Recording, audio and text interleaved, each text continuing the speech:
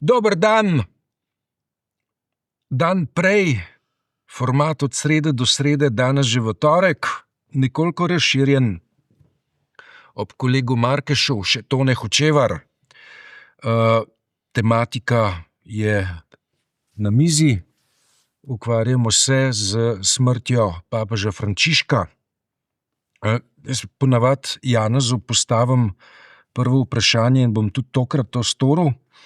Prednost, kolega ima. Ne, ti si prvi. Zato, ker se bova navezala na dan, ko je bil Frančišek izvoljen. In pred 12 leti si se ti ukvarjal z dilemo, pravzaprav kaj ime Frančišek pomeni.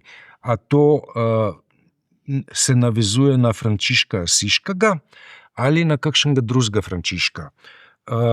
Je bil papež Frančišek vreden imena Frančišek?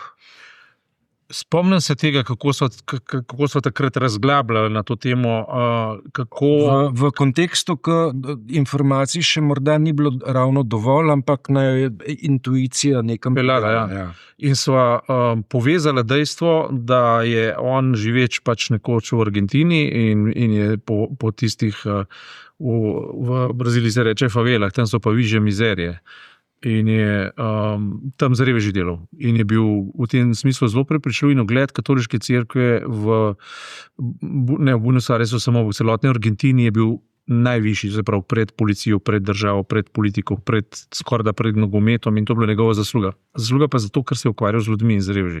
In takrat sva prevezala, da zelo verjetno je izbral ime Frančišek zato, da iz svojega jezuitskega porekla preskoči frančiškansko poreklo in na vzornika, ki se je ukvarjal tudi z reveži, in je bil v bistvu za uboge, ne. Zdaj, 12 let potem pade ocena, ne, ali je upravičil svoje ime. Jaz mislim, da ga je v celoti upravičil, da dejansko je delal tako, kot sva predvidela, da je nastavil, da bo delal, ampak treba pa seveda povedati o tem, da je v 12-letni poti naredil tudi nekaj tihih transformacij, ki niso bile pravzaprav ne vem kako hudovidne, navzven, navznoter, bi se pa reklo temu čiščenje, notranje čiščenje naivnosti, ali kako bi človek rekel, ne. In predelovanje lastnih razočaranj nad ljudmi, ki so ga obkrožali, nad establishmentom, ki ga je obkrožal.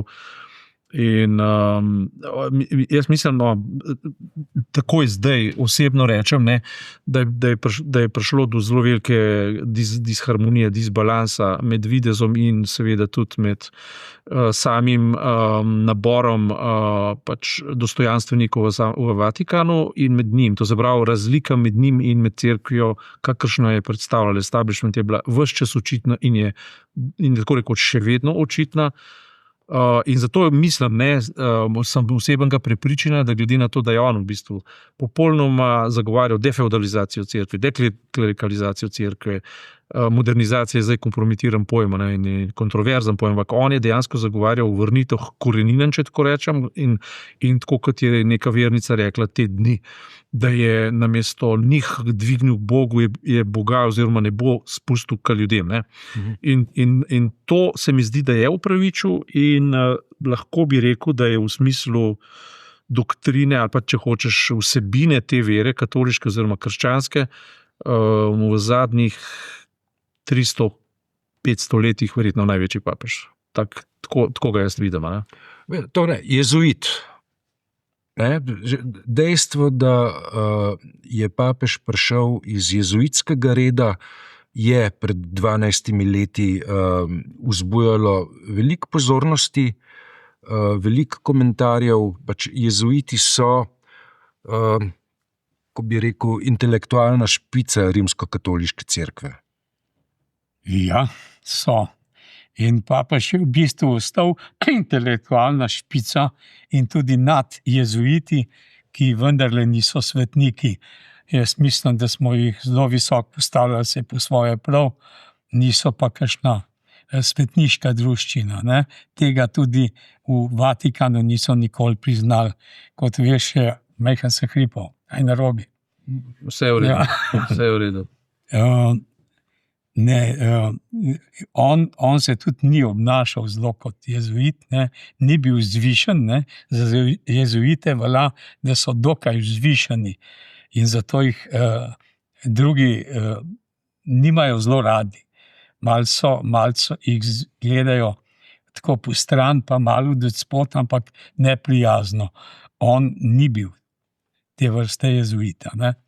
Jezuiti so pa ostali taki, kot so bili, razen da so se v njegovem obdobju morda majhen bolj razgalili, pa so majhen manj na piedestalu, kot so bili.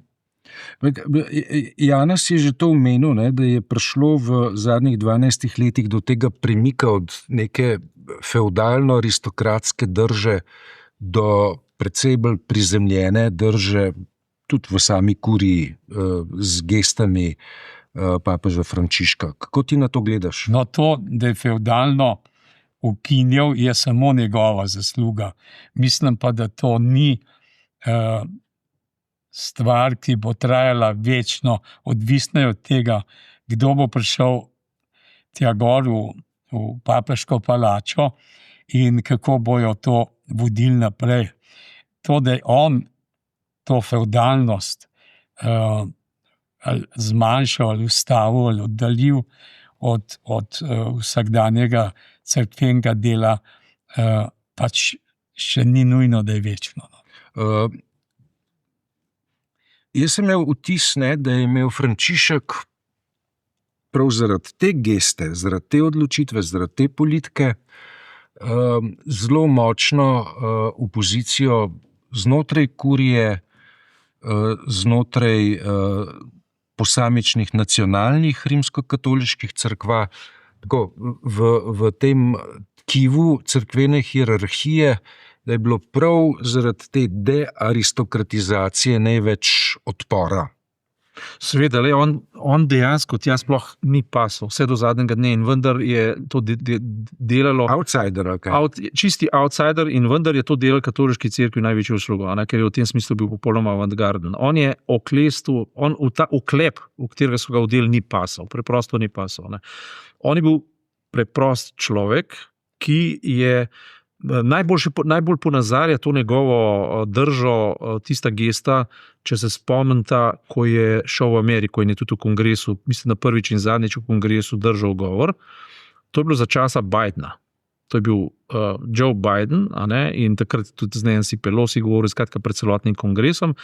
In na letališče so ga prišli čakati s tistimi dodži, ogromnimi tovornjaki skoraj, da tanki skoraj. Vmes je pa s črnimi avtomobili, se pravi nabiti z dostojanstvom, antiterorističnimi sporočili in tako naprej, da ne bi kdo raketo spustil, da ne bi kdo pribil. On se pa vmes med njimi pelil s Fiat 500, bele pare. Se spomnite, komaj ven zlezel, ker je bil debel človek, in je komaj ven zlezel s tistega fičkota. Skratka, to je bilo, s tem je zelo veliko povedal, ampak hkrati je bil pa dejansko Pontifex Maximus prvi feudalec neke inštitucije, ki jo katoliška cerkev reprezentira in jo je protestantizem presegel. In kako zdaj v bistvu deducirati vse te odvečne atribute katoliške cerkve in pristati tam, kjer bi naj bila, to je bila njegova mojstrovina, ker je enostavno rekel, treba se ukvarjati z malimi ljudmi. In to, kar je on res naredil, je bilo to, da je poudaril, da smo vsi enaki, da ni on tisti, ki bo molil za druge, ampak naj drugi molijo tudi za njega, ker je on večji revež. Kdo sem jaz, da bom sodil v primeru gejev? Potem zavzemal se je brezpogojno za Palestino, ni popustil v tem, ni popustil. V Palestini je Palestina je tlačena, otroci umirajo, to je nedopustno in tako naprej. Absolutno je zagovarjal pravice emigrantov in da tistih, ki iz revnih predelov, recimo Južne Amerike, prihajajo v Severno Ameriko, ki je bogata, se je na ta način popolnoma sprl z Trumpom. In v Ameriki so tako v prvem kot v drugem mandatu rekli drži se vere, še Vance je to trobo, drži se vere, ne vtikaj se v politiko. In vendar vsi kot muhe na med so hodili ravno k njemu na obiske, svoje otroke se sklanjali. Skratka, in mu je moralno avtoriteto, ki je bila več kot samo nekoč, ko je papeštvo imelo formalno oblast na celo Evropo, zdaj nima nikakršne oblasti, celo njihovi budžeti so relativno majhni, se pravi, njihov budžet je 1 milijarda evrov, če tako rečem, To je približno toliko, kot kakšen Trumpov podrepnik zasluži v 2 dneh, kadar on vznemiri trge. Ne. Ja, Skratka, to ni več premoženje. Ne. In se pa strinja to, kar je Tone rekel. Jaz mislim, da bo to zdaj zelo pomemben lakmusov papir, koga bodo zdaj izvolili. A bodo izvolili tega iz Manile, ne, kako se piše Taglio, ali kako, skratka Antonijo, ne, ali bodo izvolili nekoga, ki bo predstavljal kontinuiteto z pač njegovimi nauki, ali bodo tega Madžara, ki je konzervativen, tako kot je bil Ratzinger in je usklajen z Viktorjem Orbanom. Ta sporočila bodo zdaj zelo pomembna. Zdi pa se mi, da je Bergoglio oziroma papež Frančišek zdaj 10 let delal samo na tem, da bi razmontiral stare naveze. Ne. In izpostavil novo arhitekturo oziroma novo geometrijo v kardinalskem zboru. To ne 2 besedi iz besednjaka pokojnega papeža Frančiška. Ena beseda je genocid. On ni govoril, da se genocid dogaja v Gazi, ampak da je treba raziskati, ali se dogaja genocid. Namig, ne o tem presoja Mednarodno sodišče. Druga beseda, ki je pa bolj izrecna, bolj trdilna, je beseda terorizem. Jaz nimam v spominu, da bi katerikoli papež moderne dobe tako ostre besede uporabljal za kvalifikacijo dogodkov na bojiščih. Ja, ne, niso, se tudi niso ukvarjali tako kot on s tem. Tudi drugi časi so bili. Ne? In ta terorizem se je v bistvu do konca izčistil kot pojem v zadnjih 10 letih. Ne? Računi, kdaj se je začel svet ukvarjati s terorizmom? Po 11. septembru. Ja. To se pravi, prejšnji papeži niso imeli prilike, Ratzinger pa ni imel časa ukvarjati s tem, ker je pisal knjige o Jezusu. In zato mu je tudi cela cerkvena struktura ušla iz rok. Ne?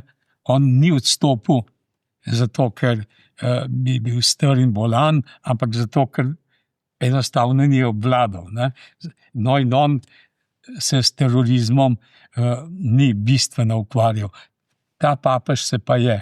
In tudi to je poznal že iz Argentine in spremljal je svetovno dogajanje čisto drugače. Veš, nekdo, ki živi na obrobju sveta, kot je on rekel, čisto drugače gleda kot nekdo, ki je v Washingtonu, v Berlinu ali pa v Rimu. Ne? Bratje kardinali so me poiskali na drugem koncu sveta, je rekel, ko je bil izvoljen. Ne? No, ampak to je zdaj pa spet vprašljivo. Ne?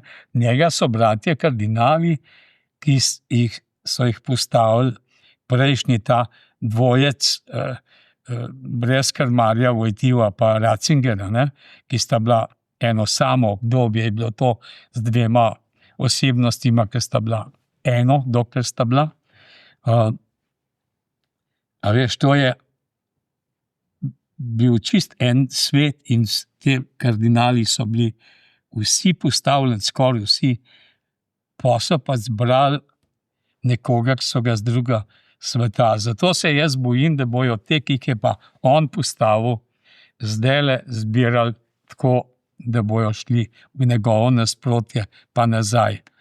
Ker jaz se bojim, da je vendarle ta struja, ta stara, še dovolj močna, mogoče zato, ker gledam, kako je v Sloveniji. No. Ja, mislim, če gremo čist pogledat podatkovje, 120 kardinalov z volilno pravico je bilo postavljenih v zadnjih 12 letih. Ja. Ti pa, ko spremljaš, Janez, vzdušje, bom rekel, na terenu, še vedno zaznavaš to opozicijo v tkivu do pokojnega papeža. V zadnjih 12 letih, recimo, kar sem se srečal s različnimi duhovniki, recimo, da jih ni veliko tistih, ki jih lahko spoštuješ.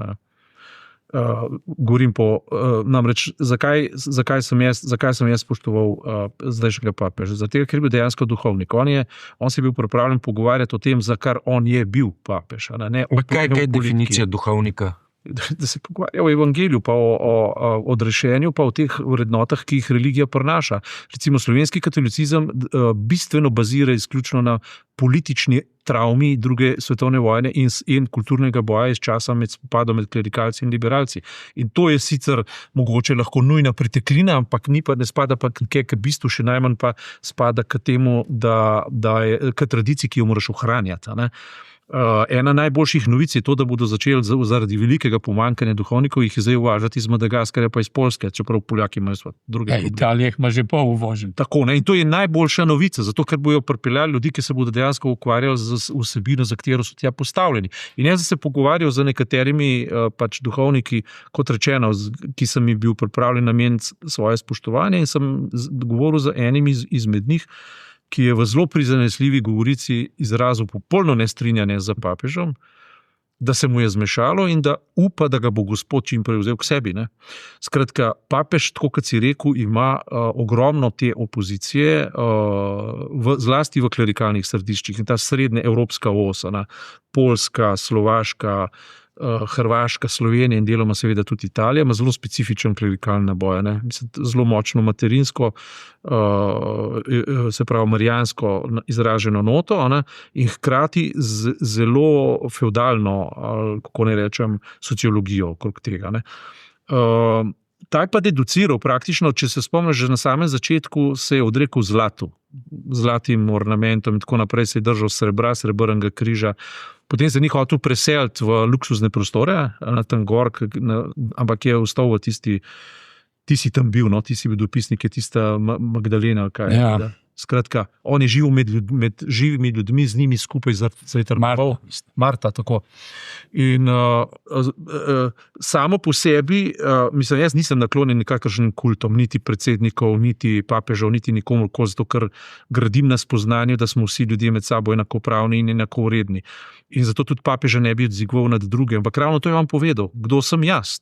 Jaz nisem nihče drug, jaz sem zdaj nekdo, ki je postavljen na tradicijo neke inštitucije, ki jo je treba dati ljudem, približati, in pogovarjamo se o tistih, ki so najbolj spodaj, o političnih migrantih, o emigrantih, o zapostavljenih skupinah, pogovarjamo se o tistih, ki najbolj potrebujejo našo pomoč. Skratka. In hkrati je na ta način brezpogojno posegal v razmerja, v mednarodna razmerja, kot edina avtoriteta, ki je vzdržal nekaj, kar bi morali vzdrževati Združeni narodi. Skratka, on je modernemu svetu nastavil, kako ne rečem, podstavil nogo, ki jo je odnesel neoliberalizem. Neoliberalizem je v bistvu uničil, se pravi, razsvetljenski pogon inštitucij, kot so organizacije Združenih narodov in tako naprej.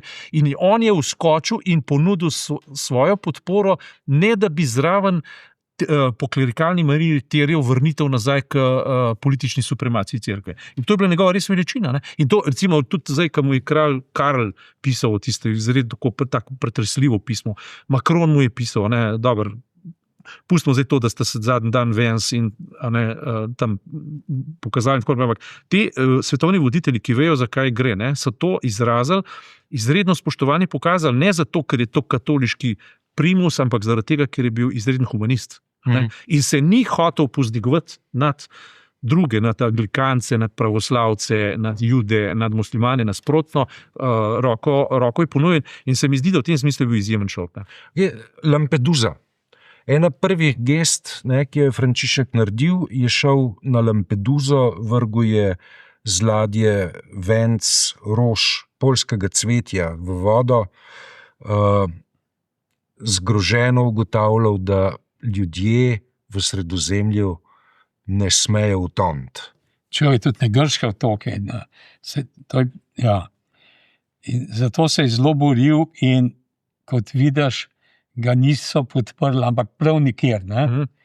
Ne njegovi, ne vlade, nihče ga ni podprl pri tem, zlasti ne Američani, ker jed na Lampeduso isto kot jed na mehiško mejo, ni nič drugače. ne vem, a sta bila kdaj tam v tem Lampedusa, eno od otokov, kjer so nekoč sužnje zbirali, da so jih vozili v Ameriko. Ne? Na teh otočkih, pa okoli in okoli Afrike so bili otočki, kjer so sužnje. Trgovski punkti. Trgovski punkti, veš, da je pa največ zaslužil pri tem. To smo mi nekako zgubili. Ja, Norvežani, ki so jim gradili ladje, ker nekoč so vprašali Norvežane, kako pa to, da vi toliko dajete zraven pri vseh teh akcijah.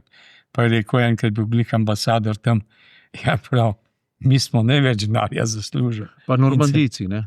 Pa Normandijci tudi, ampak oni so te velike ladje so delali predvsem Norvežani. No in ta Lampedusa je grozljivo majhen otok in je čisto uničena zdaj zaradi teh. A si kdaj videl, kako izgleda, ko se te potapljajo? Sem bil v Tuniziji, so se kar vozili, mem. A veš, na tistih gumenjakih, ja. Ali pa na gumenjakih se bolj Kubanci, pa bolj masovno, ampak te so se na starih barkačah, Ja. takih na pol razbitih čovnih, ribiških in tudi se kar majali, pa kar odpadali. Ja. Dober, se pravi, migracije so ena od tem, ne, ki jo je Frančišek odprl. Zdaj, Človečnost, ne? Človečnost. Zdaj, ja. Ena je pa... Sam pa te človečnosti so ga tudi Italijani vstavljali. Seveda so ga. Ne samo. So imeli vlade, ki so, ali pa stranke, ki so svojo identiteto politično Ja, da smo rekli, sovraštvo do migrantov. v svoje sobane, ne na italijansko ozemlje. Okay. Točka, na kateri je, po mojem, prav tako ravno zelo prelomno, je povezana s spolnimi zlorabami.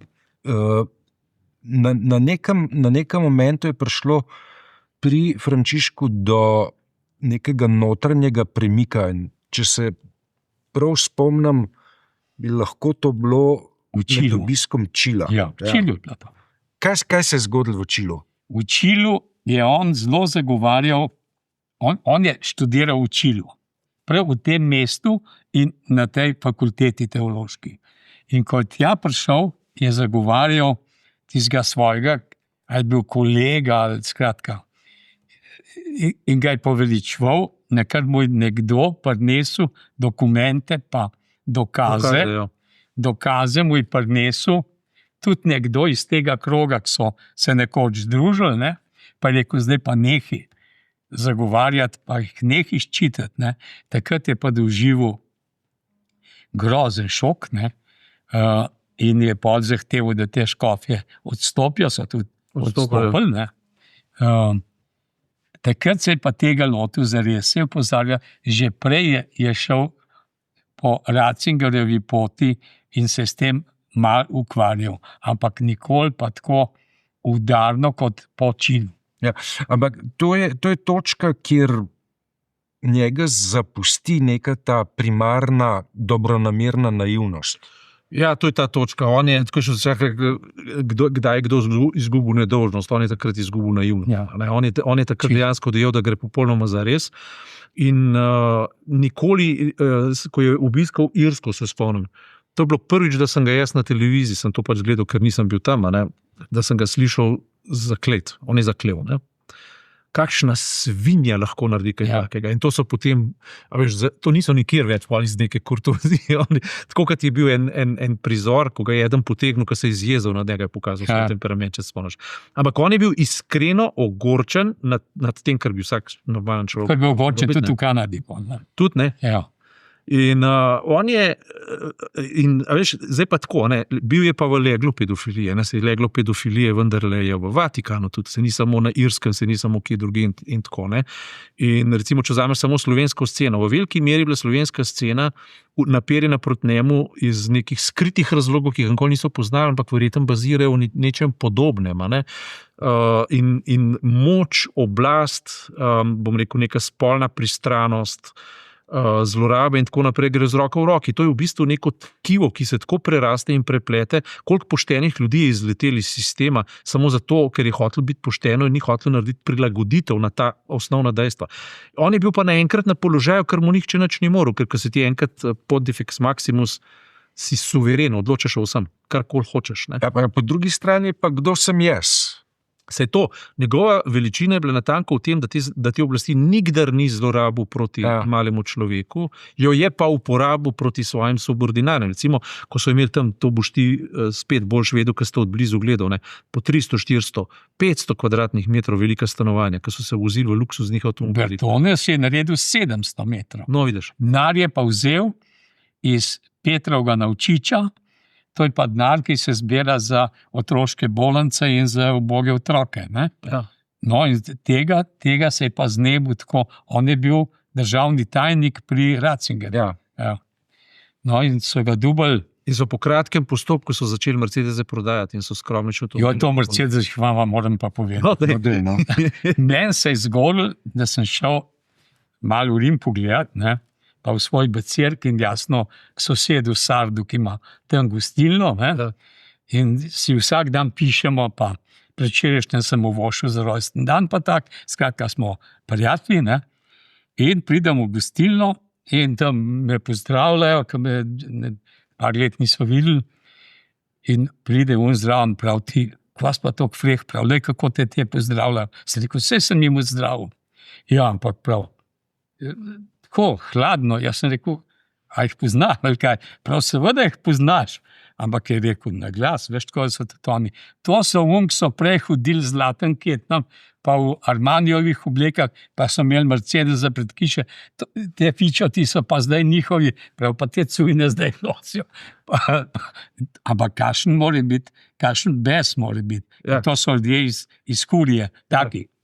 Kurija je bila prisiljena tako rekoč spremeniti imidž. Da so te ketne strandali, da so Armanijeve obleke strandali, da so imeli navadno srajco, nič nakranclan in obleko, ki bi jo vzel iz druge roke. No? Ja. No, pa sem bil prijazen, pa sem se obrnil, sem rekel, fantje, pardon. Ja, prav, je rekel, se mi je zdel, da me nisi poznal. Nisem te poznal. Ja. Dajmo še eno primerjavo, mislim, da moramo narediti. Pravi, ti si prej rekel, da Ratzinger je pravzaprav samo nadaljevanje Vojtive z drugimi sredstvi, da tako rečem. Ja, skupaj sta bila toliko let. Ampak dajmo... diskontinuiteta, kje pa se vendarle prešijeta en pa drugi. Govorim zdaj o Poljaku pa Argentincu. A Poljak pa Argentinc sta pa dva popolnoma različna sveta. Ratzinger je še nekako bil bližji, Poljak je bil pa čist nekaj drugega. Poljak je bil res fevdalc, ne? Popoln. Ne? Poljak je bil politik in to aktiven, aktivist, udarno je računi, da je denar v kufrčkih pošiljal na Poljsko. Na solidarnost, ja, za solidarnost. Za solidarnost, to pomeni, da je bil del te vojne, ki se je končala s padcem Berlinskega zidu. Ta je pa zdaj zamer za to, da smo zmanjili, da bomo karkoli, skratka, to je čist drug svet. Med Poljakom in njim, ne samo v pogrebu, ki se bo zdaj le videl, ne, ampak predvsem v vsakdanjih smernicah, to je čist nekaj drugega. Jaz mislim, da bi Vojtila zelo pošten človek, ampak verjel je pa v sistemsko politično demontažo zla, ki se je reklo Sovjetska zveza. Ne? Pa komunizem. In komunizem. In zdaj bo pa prišlo Božje kraljestvo na zemljo. Ne? To je bilo takrat, ko so tudi nam priznavali Slovenijo, spostavili pogoje za samostojno Slovenijo. In jaz sem bil takrat zelo naklonjen ravnsko z tega, ker sem bil tako navdušen nad nastankom slovenske države in razpadom Jugoslavije v tistem času.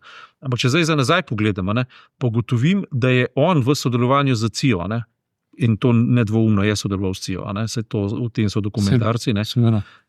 Bil je kriv tudi za mafijska kriv. On osebno ni hotel biti kriv, ampak s tem, ko je denar lifral, je v tisti banki Ambrozijani nastal nek minus, ki ga je mafija hotela izterjati, je prišlo celo do ugrabitve ene punčke do nekih smrti in potem, veš, do teh mahinacij, tam je bil Marcinkus v igri, ne, Marcinkus, ja. Marcinkus, ne.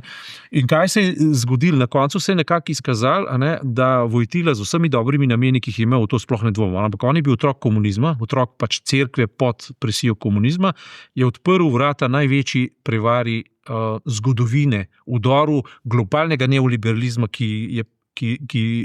katerega žrtve smo zdaj. Se pravi, mi smo zdaj v mnogo večji nevarnosti kot v času hladne vojne. Skozi vdor neoliberalizma. In tako, kot si rekel, se popolnoma s Tonetom strinjam. Med njegovo paradigmo in med paradigmo Bergoglija oziroma Frančiškovo paradigmo, ki je v bistvu v razredni boj, marksistično rečeno, na evangeljski način posegel za zavzemanje, za nenasilni in brezpogojno zavzemanje za malega človeka, to je pomen demontaža neoliberalizma in vzpostavitev evangeljskih kategorij. Ne? In med njima je bilo dan in noč razlike. Dejansko. To sta popolnoma dva različna koncepta in če se mene zdaj vpraša, če bi me kdo vprašal, za kjer koncept navijam, definitivno za Frančiškova. Kolikor sem bil takrat navdušen nad Vojtilo, da so spodbujali razpad velikih sistemov pa priznanje malih državic. Današnji rezultat je Gaza, današnji rezultat so vojne, današnji rezultat je Ukrajina, današnji rezultat je popolnoma pobezlana Amerika v osebi narcisističnih manijakov in tako naprej. To dejansko in zato se strinjam, tudi z Tonetom. Cerkev, če hoče sploh še držati stik z svojim lastnim izvorom, je zdaj na tem, da potrdi pot, ki jo je naredil Bergoglio, ali pa se zgodovinsko zavozla. Se pravi, on jo je utiril na pravo stran zgodovine. In same sebe, konec koncev. Z veliko možnostjo, da spet iztiri. To je pa latentna možnost in dejansko, jaz če gledam samo slovensko cerkev, tako bolj izključujoče, bolj nevključujoče, bolj politično pristranske, bolj ne vem kaj vse je težko najdeš. To, kar živimo, izključi popolnoma vse, kar diši po pluralizmu, kar diši po dialogu, na ustih ima pa en sam dialog, v bistvu pa zagovarja status quo in stare navezave in odmika se od starih navezav samo toliko, kolikor se mora. Z upanjem, da bo tisti, ki jih zahteva, čim prej umrl in to se je zdaj seveda zgodilo. In če to ekstrapoliraš, pa rečeš, če so vse cerkve take in v veliki meri verjetno globalno ta stvar tudi ko gleda, tako tudi zgleda, potem je stvar zelo zagonetna, sploh ni tako enostavna. Bomo po 3 tednih videli. Jaz kljub vsemu nekako mislim, da ima zgodovina tudi neko svojo logiko, čeprav zmeraj bolj dvomim v to, ampak recimo, da ima ta notranji naboj in zgodovine in cerkve neko notranjo logiko, hegelijansko preko so zastranitve in tako naprej, ampak vendarle, je pa nek moralni kompas človeštva vgrajen v bistvo človeštva in cerkev si zdaj napake preprosto ne more privoščiti, ker bo postala popolnoma obsoletna. Popolnoma obsoletna, če ne bo zavzela te drže, ki jo zdaj ima in zdaj ima dejansko moralni primat, kljub temu, da se mu sama upira. Sama se temu primatu upira, ampak Bergoglio ga je uveljavil, ker on je nesporna moralna avtoriteta tega trenutka. Če stopil v Združene narode, mu bodo vsi ploskali. Kralj Anglije mu ploska, Macron mu ploska, pa so to liberalci. In celo Trump nima druge izbire, kot da bo prišel na pogreb. Sploh nima druge izbire, in je že najavil, da bo prišel. Skratka, če cerkev zdaj od tega kurza odstopi v stran, gre na pot samo ukinitve in potem bo Hegel imel prav, ker je rekel, da je katolicizem samo ena izmed faz v samoizpolnitvi, se pravi znanosti kot teološke znanosti, kot filozofije in kot pohoda človeštva. Skratka, v tem primeru se bo katolicizem tako samo izoliral, da bo ostal samo še mogoče nepredelana faza za tretji svet, v prvem svetu pa definitivno ne bomo več kaj zapovedali. Sam v Latinski Ameriki, ko si že na tole prišel, mi poslušamo zdaj, da jih ni več 1,100,000, ampak 1,400,000. Ja, tako so. V Latinski Ameriki jih manjka tretjina v primerjavi s časom, ko je Vojtila presekal. Protestantske denominacije so odrle, Ja, normalno se predvsem je CIA usekala s svojimi temi, so rekli sektami, pa v resnico te protestanti, evangeličani. No in oni so takrat, ko sta te dva, Wojtyła in Ratzinger. Ratzinger računa, da je bil njegov Rottweiler, ne? Wojtyli. Ja. No? Sta one dva prepovedala teologijo osvoboditve, ker niso razumeli, da je teologija osvoboditve vsaj v večinskem delu to, kar je teologija Frančiška. Seveda. Oni so imeli pa to za Diverzijo. komunizem in diverzijo. diverzijo. Ja. Jaz se spomnim gospoda, ki je zdaj svetnik, zato ker ga je naredil Frančišek, a ne, to je bil Oskar Arnulfo Romero, ki so ga ubili med mašo. Jaz sem Oskarja dosti dobro poznal. In sem se z njim tudi pogovarjal, vodil sem mu predstavitve pri novinarjih. No. In so se, pa on je Če bil meni... njegov PR-ovc. Ja, PR-ovc sem bil. Ja. PR-ovc To so sem bili bil. lepi časi novinarstva, še Pa ko so me je novinarji hodili po zrihtal, svetu. ja, ne. ampak to sem bil PR-ovc zato, da sem mu pomagal. Ja.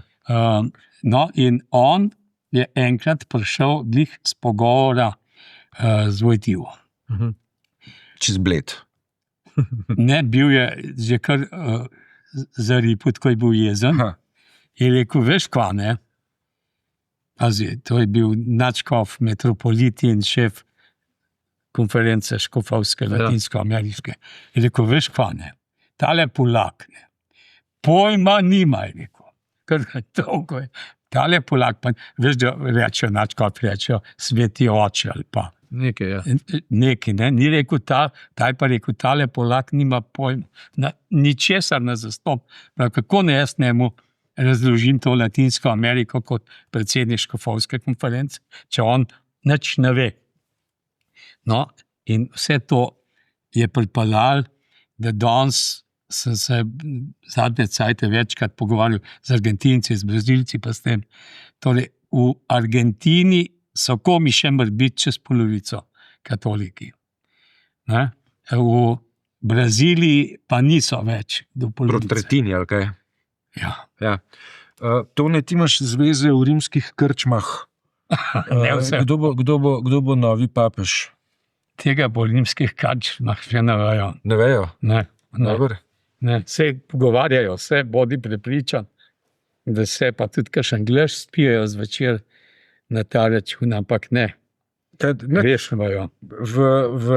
Verjetno 2 tednih bomo spet morali kakšno reči o tem, kam, V 2 do 3 tednih, ja. Ja, kam stvari gredo, ko bomo zvedeli ime, ko se bo iz Sikstinske kapele pokadil. Zdaj, ne da bi ocenjeval vsebino, ker vsebina je pač najbolj pomembna, jasno. Ne? Ampak čist na ravni, kako nečem, izgleda bi bilo pa fino, če bi enkrat bil, recimo, ko je že tist izgane, ne? En črnski papež, ali pa iz Manilja. Ne? Zelo fajn bi bilo, če bi prišlo do poudarka na univerzalnosti katoliške cerkve in da, mislim, kukarkoli imaš, recimo, Parolin je brez dvoma pametna, ne? Saj drugač ga Bergoglio ne bi naprej dejal in naredil dialog z Kitajci zdaj in tako naprej. Ne? In imaš tudi druge izredno pametne Italijane, ampak bi bilo zelo nehigienično, če bi bil zdaj spet Italijan. Ne? Ja, se Bergoglio je tudi Italijan. Ne? Je po poreklu, ampak sicer pa Argentinci. On je bil dobra tranzicijska figura, ampak zdaj bi bilo dobro narediti še en korak naprej. Ne? Dobro, to je to za danes, kmalu nadaljujemo. Midva z Janezom pa jutri redno od srede do srede s poudarkom na trdo notranjo in zunanjo notranjo politiko. Slovensko. In Marija, ali je mogoče rešiti? Možno je pa komentirati. Midva nisva tle, da bo rešvala svet. Jaz da ga razlagava. Ja. Hvala lepa.